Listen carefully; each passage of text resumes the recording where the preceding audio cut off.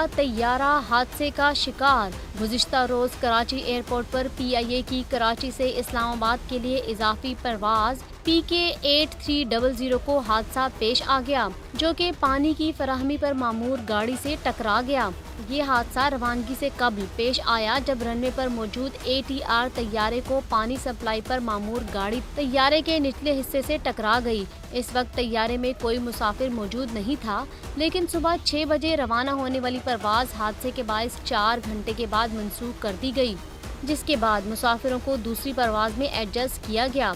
तर्जुमान PIA के मुताबिक वाक़े की तहकीकात जारी हैं। तैयारे को मामूली नुकसान पहुंचा है, इसलिए तैयारा ज़रूरी मरम्मत के बाद जल्द ऑपरेशन में शामिल हो जाएगा।